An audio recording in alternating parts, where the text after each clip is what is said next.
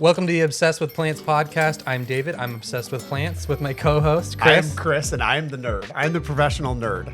Professional nerd. Plant nerd? Plant man. That's what people actually started calling me on TikTok, which is so funny, is the plant man. And I was like, I don't know about the plant man, but I am a man, and I have plants. I do love my plants. Man. Yeah. Well, we finally started. Yeah. We've been talking about doing this podcast for a couple years, and I was thinking about it the other day of there's got to be a good place for the long form stuff. And you and I are both big content people. We love listening to other people. And I'll be honest, there are so many dang good podcasters out there. So much good content. So much good content. And we were brainstorming the other day about how is this different? How are we going to do anything different than what is already being done? And I think I'll just be honest, I'm really good at a lot of things. I'm kind of great in a couple areas, but I'm not excellent. I'm not the best. I'm not the pro in any of them. So it's there are so many good podcasts, like Dr. Elaine Ingram. If you want to go into soil biology and whatnot, I'm not the pro, I'm not the doctorate, I'm not the expert. I just have opinions. You know what I mean? So it's if you want the deep dive, go into those. But I think where you and I are a little bit unique and weird is we have this full circle thing. We're homesteaders, we're farmers, we do the livestock, we are eclectic plant collectors. Talking about the other day about a certain show and cartoon, you got to catch them all. All of those plants, you just got to have one of every color and every variety and every whatever. And you just don't get the deep dive into that in shorts and in reels and the short form content. So I'm excited to do this podcast because we can just kind of nerd out a little bit. And for the people that are really geeky and want to go deep, this is the deeper dive into the plant journey, to go full circle from the soil biology to the plant selection, the weird varieties and cultivars and flavor palettes and spreadsheets, all the way to using them and, making tinctures and, teas and, how do you use it with agroforestry and that sort of thing, So I think it's kind of it's going to be a fun journey, kind of diving in, because it is a little different, because we're a little weird. We're a little weird in our Florida permaculture community. We're just, we're odd ducks, but I think we have a really well-rounded, unique perspective that I think will be fun to journey into. Yeah. You know what I mean? Well, and I definitely think that with a lot of the more deep dive stuff, it's very, very important to know how it does, how all that functions, but also knowing how they connect to everything else, because nothing lives in a bubble. We don't live in a bubble. Our gardens don't live in a bubble. Yeah. So you need to know how that kind of connects together with everything, and how one thing can affect the other. And ultimately that's how everything's going to flourish and thrive, is connecting. So. Is connecting with all the other stuff. I remember when I first did my PDC with Jeff Lawton, the notion of every element has to be connected to four other elements. And, that it has to have those intentional connections where it's, giving, where it's receiving, and it creates the stability in the system. So I think it's going to be a fun journey. I'm excited about some of the stuff that we've, talked about and brainstormed. And I'm excited just for us to get to know some of our, regenerative ag friends and permaculture friends a little bit deeper, and to hear story. And I think that's where a lot of the short form content now is missing out on story. It's good information, it's good short spurts of information. Here's the plant, here's what it's about. Amen, let's stand. But it's where's the story? I like going a little bit deeper. Did you ever read the book, The Braiding Sweetgrass? No. It's this really cool, ethnobotanical journey. And she's a professor, she's a biologist. She's a First Nations tribe member from the Northeast, I think. But what I loved about her book is she gets into the story, the story of her people, the story of her students, the story of sweetgrass. And I'm I can't even grow sweetgrass in Florida, but I love sweetgrass. And I brought some out to Michigan to my family's house because I'm I just got to be growing sweetgrass. You have to have it somewhere. Yeah, not because I really like the plant. I'm not making the incense or whatever with it that their people would. But the story was I want to find myself in that journey, and I think that's one of the cool things with the plant community is, regardless of what crazy stuff is going on around the planet, and we got a messed up planet right now, there's a few safe places. We can gather around food, we can gather around plants, and usually around books and reading. Like those are pretty safe places. It's not like Thanksgiving dinner, religion, and politics that you just cannot bring any of those things up. So it's like I feel like regardless of what's going on elsewhere and the socioeconomic and political agendas, like plants in the garden is a good safe place for people to go, yeah, I can forget about all the other stuff. I can push back the noise and I can get back to story.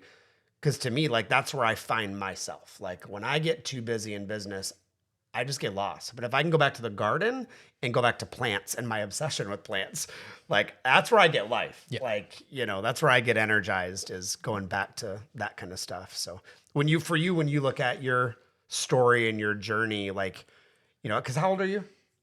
24. 24. I'm 43, 44, 43. I'm at that age where you start forgetting how old you are. So I'm 43 or 44 years old. I'll have to do the math later. I think I'm 44. I've already lost count. I lost count at 12. In my mind, I'm still like 22. Like I feel like that's how old I am there. In my body this week, I feel like I'm 87.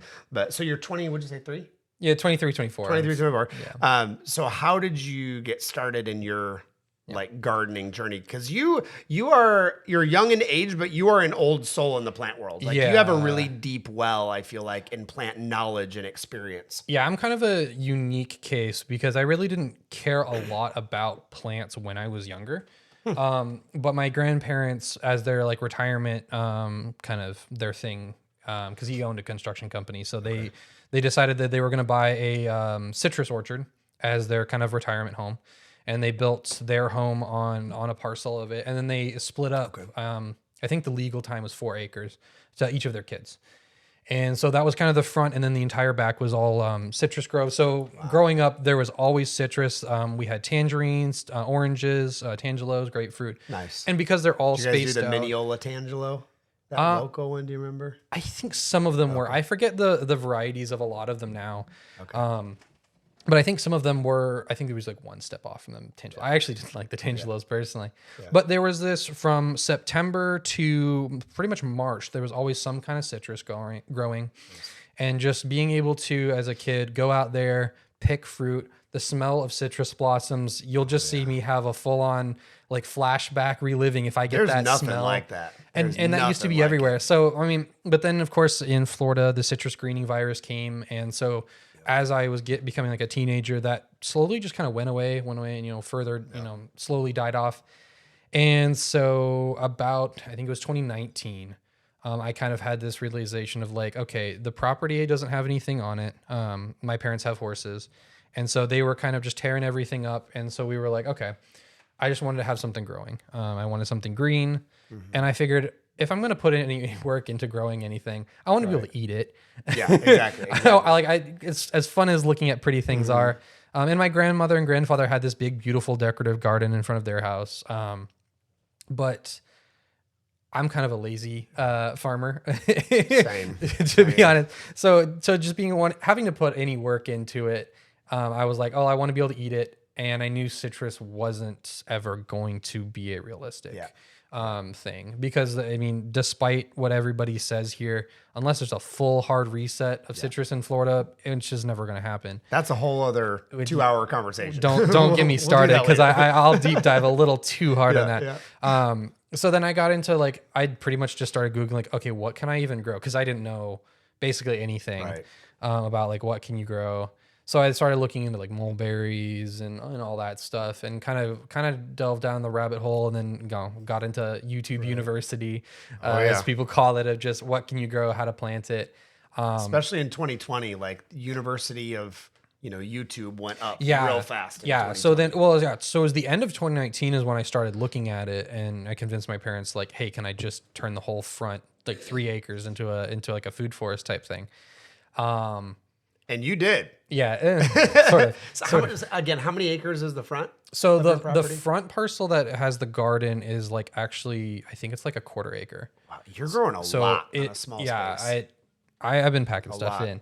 But then that was 2019. It was right before all the stuff. All of the I don't know if I'm allowed to say the word at this point. It's a banished word. But that was right beforehand, and then that really kind of took off, especially online, of all the different growing techniques, growing styles. So it's kind of this perfect time for me to get into it.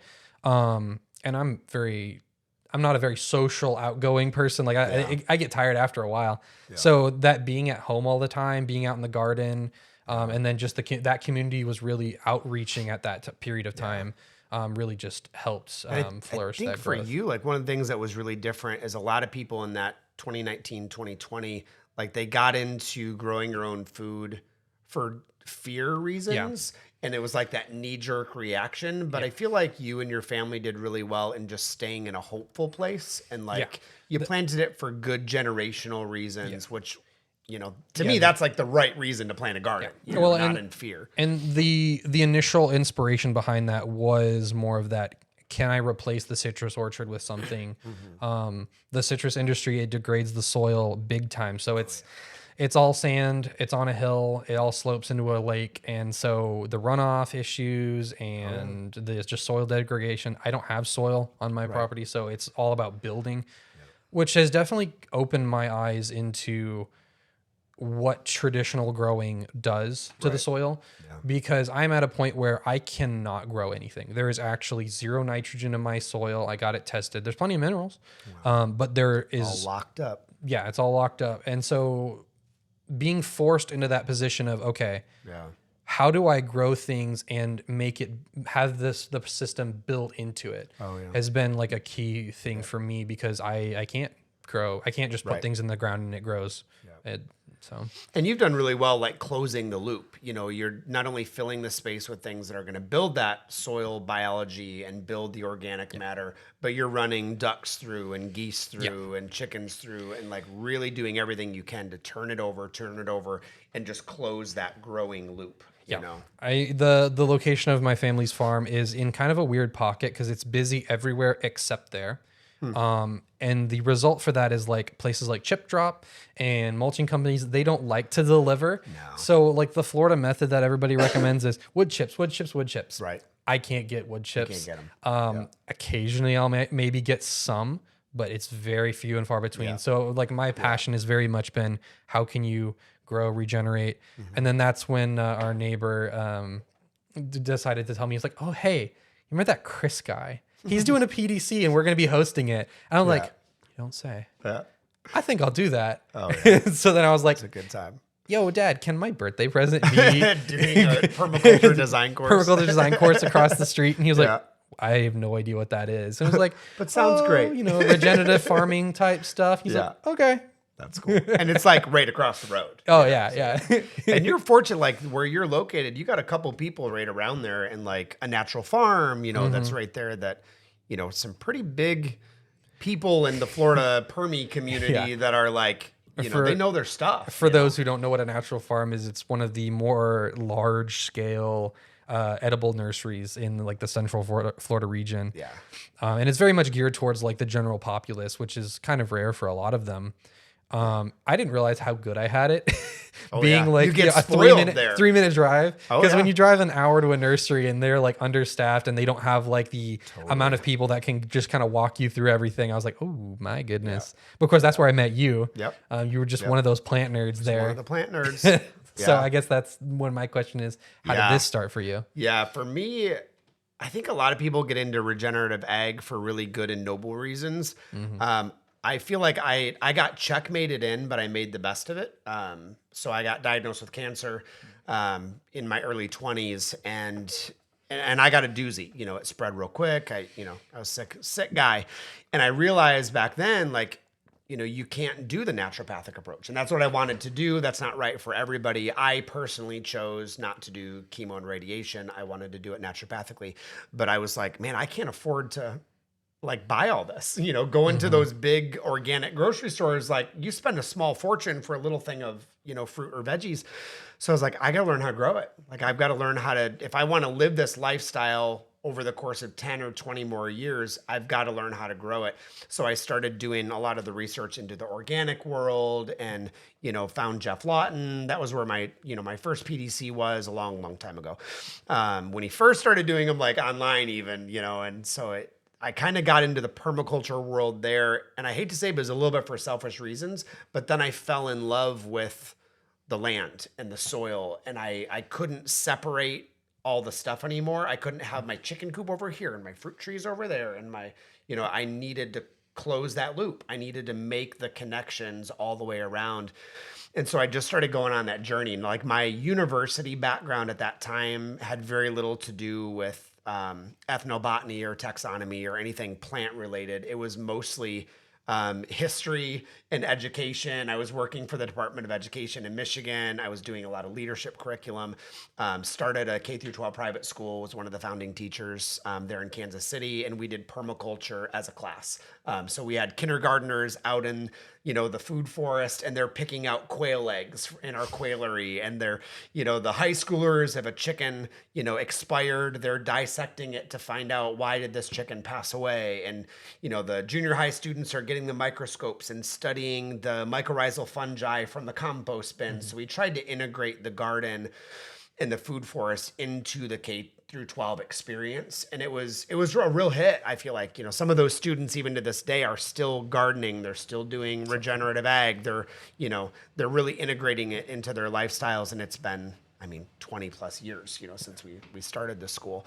And then when 2019, 2020 came around, I had got out of the wedding industry that I was in, big event space in Kansas City, and came to Florida to visit at the beginning of all of the craziness. What a time. What a time. to and visit. when it started, I was like, well, I think I'm going to hang out here a little bit. Just let this die down. Well, it didn't die down. No. And then, so how I met you at Natural Farm is I was so bored because I didn't know hardly anybody. I knew like one or two families, and my biological family and my relatives lived like 2 or 3 hours away from here in Florida. So I was like, I know nobody. I need humans. I cannot just look at cows all day. So I was like, I went to a natural farm and I was like, my name is Kris.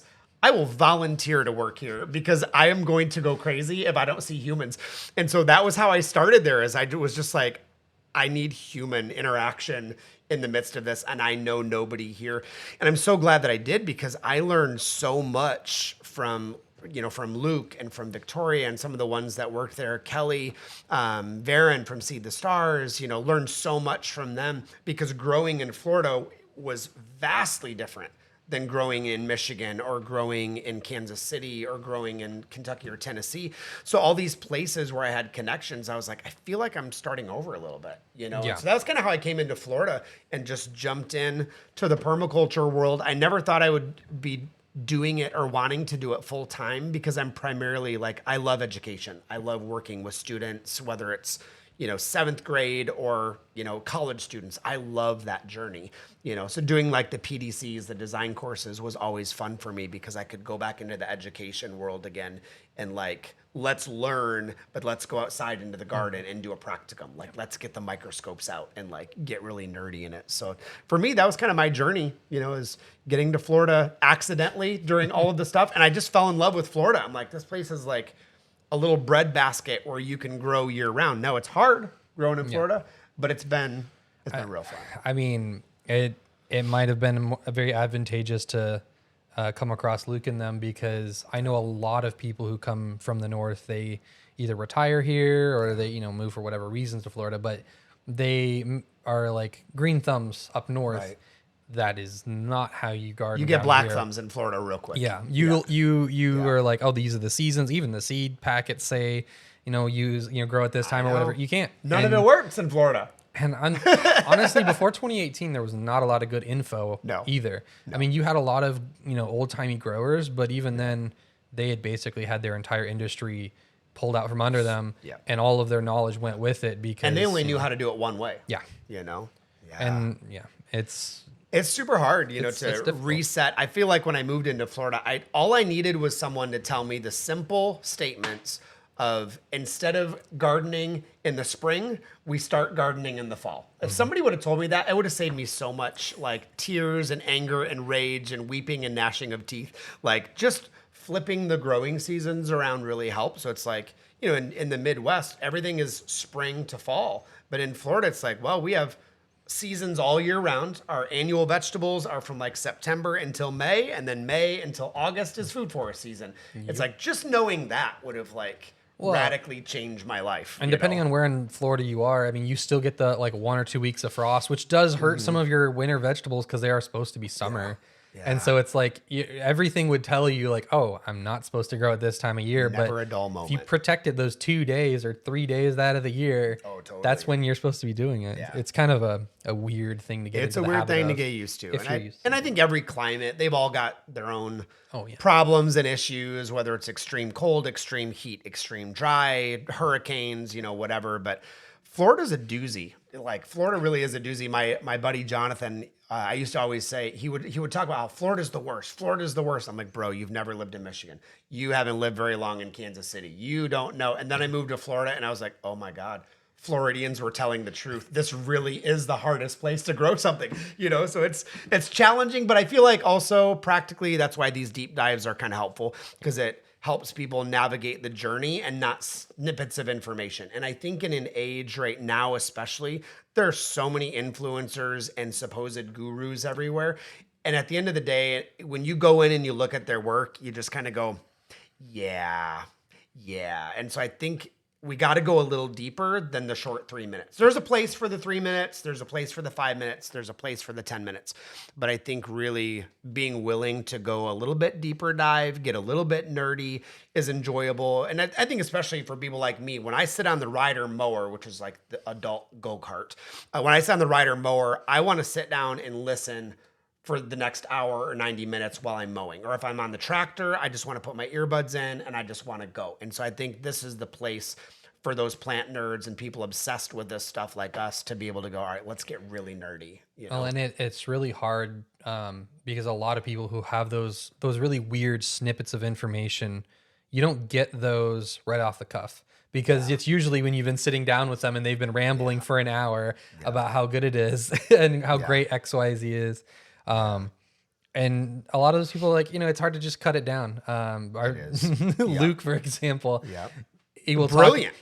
Absolutely. Yep. And he'll talk your ear off. But if you're trying to condense down what he says into 3 minutes, it doesn't work. It's hard. It doesn't. I know. I remember when I worked there, I would have my phone out and I would have to be jotting notes when he's talking because I'm like, I'm never going to remember all this. There's so many gold nuggets, that are in there. There's got to be a better way to get that info. So as far as this podcast goes, this is kind of the inaugural, like, hey, this is what we're doing. This is what we're about.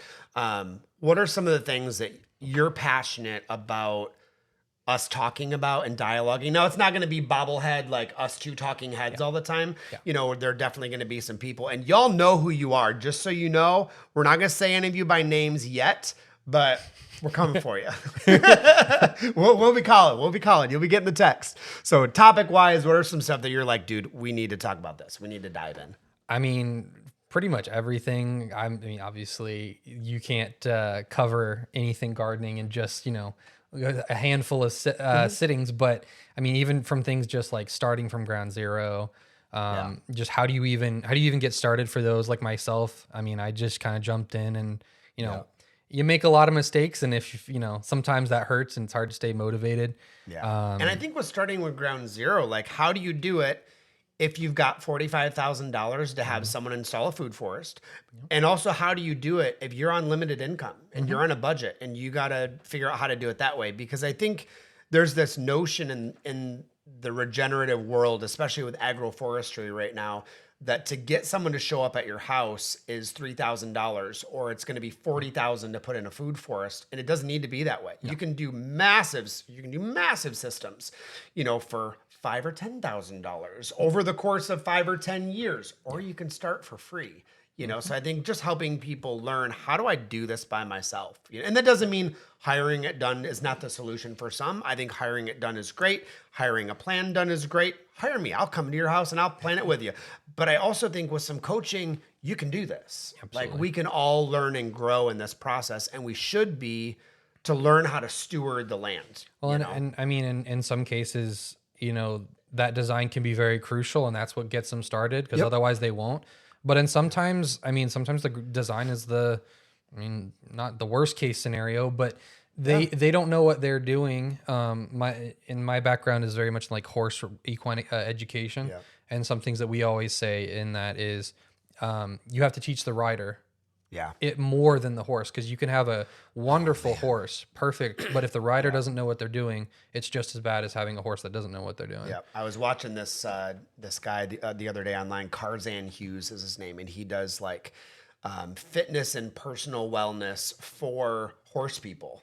And it's like, what a unique approach. And, you know, in his premise, or one of his premises, is that if I'm going to be a good rider, if I'm going to be a good steward of this living horse, I need to steward myself, my body, my wellness, my mental faculties and emotions. I was like, wow, that's really good. Like, as a gardener, I need to do that, you know, as well. But I think for some people, they don't have time or the energy or ability to do 3 to 5 years of permaculture design courses.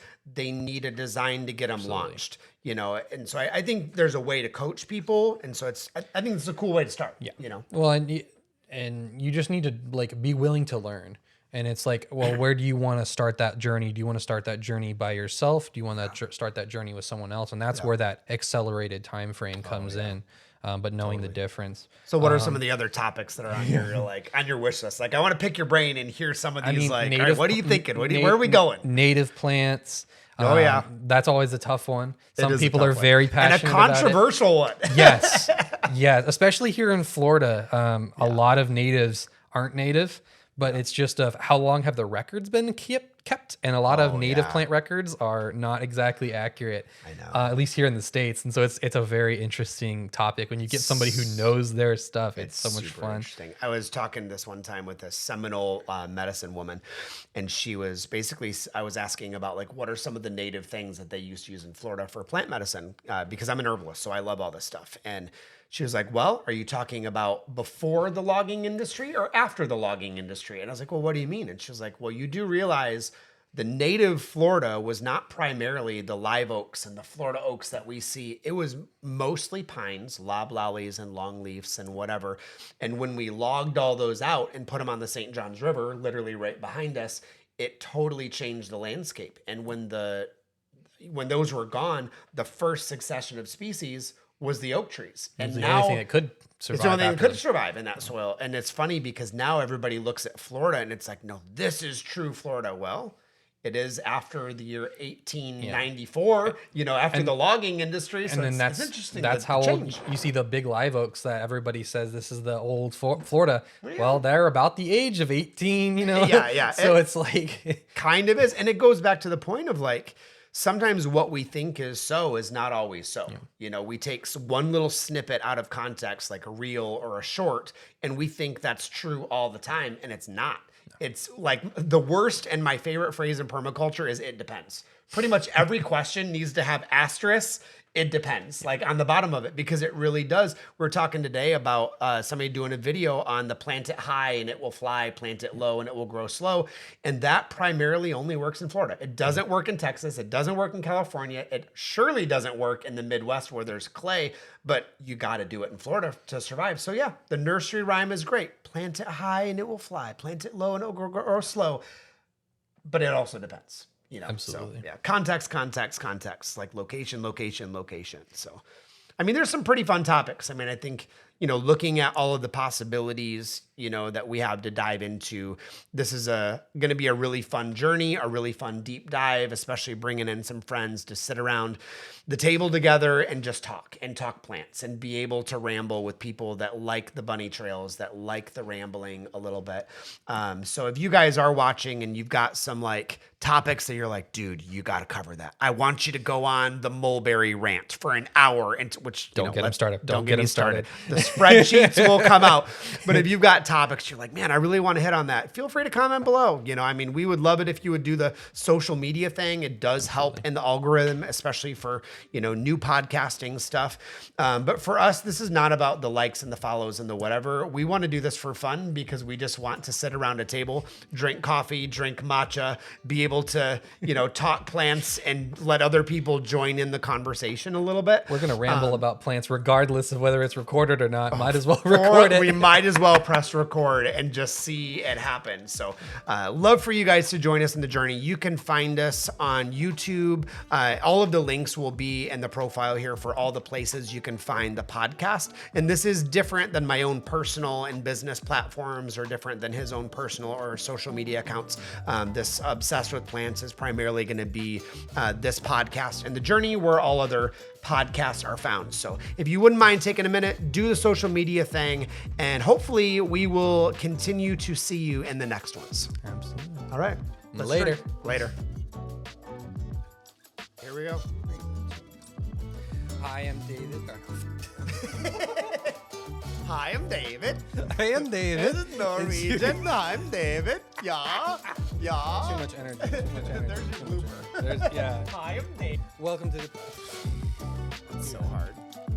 You'll be editing those. I won't be. Welcome to the Obsessed with Plant. That's a hard one to say. Obsessed with Plant. I gotta slow down. Yep.